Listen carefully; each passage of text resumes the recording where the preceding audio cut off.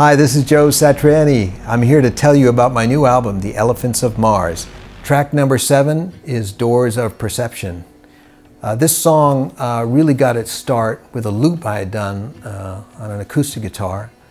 I had one of my signature Ibanez acoustics out, and I was plugged into a funny little looper pedal, and I came up with a funny little thing, sort of imitating a couple of Indian instruments and drums.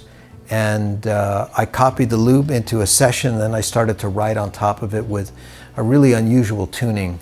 And as I started to play this thing, I was really moved to think about, you know, how in life we rarely spend the time to really embrace what life is about. What could life really be about? I mean, no one really knows, but I think it's a good idea that we spend time thinking about that, and rather than always thinking about the job to be done day to day and all of the things, hopes and aspirations for our career and whatever else we're thinking about. You know, we're on this one-way ticket. We come here once, and people should spend the time to really think about what it's all about. For something like that, my job is very, very simple, and just to create a really good, rich, fundamental sound and just not get in the way of the orchestration, just provide the low end. And when we finished the whole thing, basically I did mandolin and quattro and all kinds of stuff on that, a baritone guitar, acoustic guitar, and then we ended up with, oh man, this is great, but maybe we need a different part. So Joe wrote this beautiful, positive, wonderful little bridge, and I got Kenny to play marimba. I wrote a part for Kenny to play too, because marimba is Kenny's second instrument, or first instrument. This is the piece I played marimba on. Later on, you'll hear me go gee gee gee gee gee gee gee gee gee gee gee gee. This is my marimba grand opening on rock and roll. Thank you, Eric, for writing that cool piece. And Joe, thank you for letting me perform that on your record. I think it comes at a really cool part in the album. You've had 6 really intense songs, and now you have this like breather before we kind of make the left or right turn into the second half of the album. If you're into vinyl, there are 4 sides, double album. So it's the end of the second side too. And I think it's a very, very beautiful segue into the next vinyl.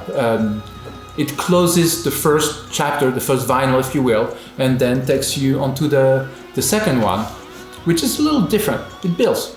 The thing that really hits me with this one is how,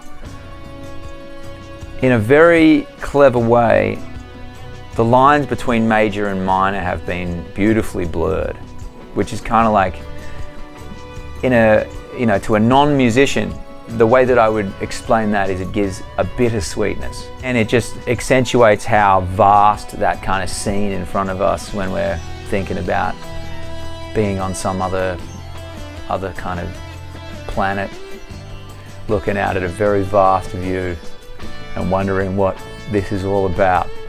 It's kind of just furthers that question mark for me, which is so curious. The other thing that crept in as I was playing those riffs was